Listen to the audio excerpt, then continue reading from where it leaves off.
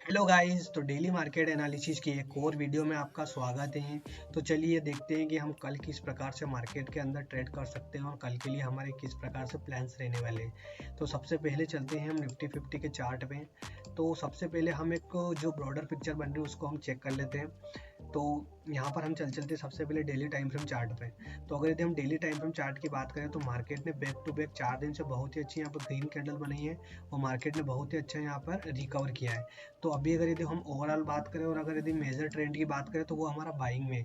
तो अगर यदि हमको बाइंग के अंदर कोई अपॉर्चुनिटी मिलती है तो उसको हमको ग्रैब करते हुए चलना है। इसके अलावा आज जो है मार्केट ने एक जो है स्पिनिंग टॉप टाइप कैंडल बनाई है जिसके अंदर बायर्स और सेलर्स जो है वो दोनों ही कंफ्यूज होते हुए नजर आए हैं। इसमें क्या हुआ कि मार्केट पहले खुलता है, फिर नीचे जाता है, फिर ऊपर जाता है, फिर अब बंद हो जाता है। इसके अंदर क्या होता है कि बायर्स और सेलर्स दोनों ही कंफ्यूज होते हैं। तो चलिए अब कल फिर इस प्रकार से हम ट्रेड के लिए प्लान कर सकते हैं। तो अगर यदि हम एक अच्छे मूव की बात करें तो वो हमको या तो इस अगर बाइंग की बात करें तो वो हमको इस लेवल के ऊपर ही देखने को मिलेगा, और अगर यदि हम सेलिंग की बात करते हैं तो वो हमको इस जोन के नीचे ही देखने को मिलेगी। और अगर इस जोन के अंदर अगर मार्केट बना हुआ रहता है तो हमको थोड़ा सा जो है एक साइडवेज सा थोड़ा चॉपी मार्केट देखने को मिल सकता है। तो अब हम चलते हैं सीधा 15 मिनट टाइम फ्रेम चार्ट पर और वहां पर चलकर हम फटाफट से सारी जो कंडीशंस बन रही है हमारी उनको डिस्कस कर लेते हैं। तो ये हम आ चुके हैं 15 मिनट चार्ट पर। और अगर यदि यहाँ की हम बात करें तो यहाँ पर जो है मार्केट, अभी हमने कल बात करी थी कि इसके अंदर मार्केट में ट्रेंड चेंज हो चुका है। तो मार्केट यहाँ पर बहुत ही अच्छा जो है कल के दिन यहाँ पर एक अच्छा एक हायर हाई बनाया था, यहाँ पर ये लो जो है वो ऊपर शिफ्ट हो चुका था और कल मार्केट यहाँ पर ब्रेकडाउन करके खड़ा हुआ था। तो आज के दिन क्या होता है, मार्केट बहुत ही अच्छा यहाँ पर गैप अप खुलता है और गैप अप खुलने के साथ ही मार्केट थोड़ा सा नीचे आके प्रॉफिट बुकिंग दिखा के फिर मार्केट कंटिन्यू यहाँ पर ऊपर जाता हुआ नजर आया और फिर लास्ट पे अब हल्की सी आपको एक सेलिंग देखने को मिली है। तो जो यहाँ पर भी कुछ नए जो फ्रेश जो बायर्स आए हों उनको मार्केट यहाँ पर भगा चुका है।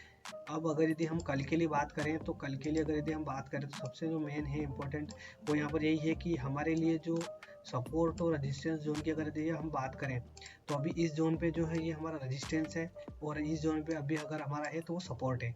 अब मार्केट यहाँ पर बीच में कहीं फंसा हो तो अब हमको एक अच्छा मूव हमको इस जोन के ऊपर ही देखने को मिलेगा और सेलिंग के अंदर एक अच्छा मूव हमको इस जोन के नीचे ही देखने को मिला।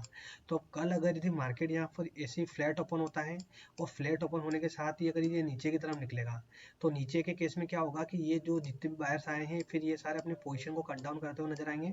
तो उस केस में फिर आपको एक सेलिंग देखने को मिल सकती है और जो सेलिंग क्या है थोड़ा सा यहाँ पर एक्सटेंड होने के बाद ये जो हमारा गैप है इसको भी मार्केट यहाँ फील करता हुआ नजर आ सकता है।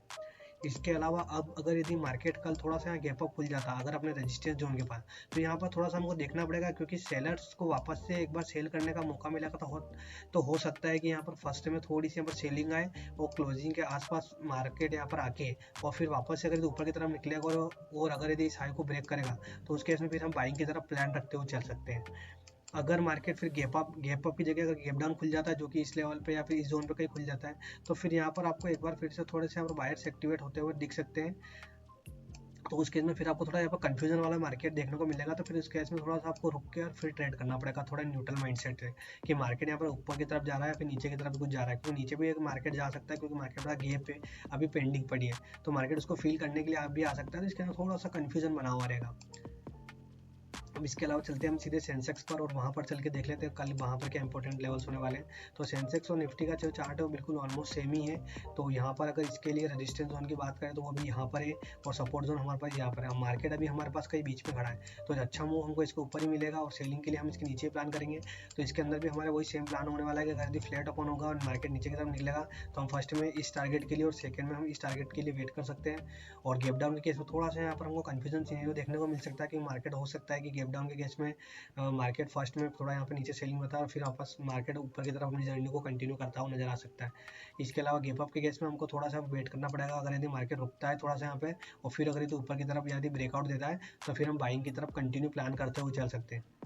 तो ये मेरा एनालिसिस था जो कि दोनों इंडेक्स में वो आपके साथ प्योरली एजुकेशन पर्पज से शेयर किया गया है। अगर यदि आपको अभी एनालिसिस अच्छा लगता है तो आप आपके रिस्क मैनेजमेंट और प्रॉपर स्टॉप लॉस के साथ में अपने काम में ले सकते हैं। आज के लिए इतना ही, मिलते हैं वापस कल एक और नेक्स्ट वीडियो में। Thank you.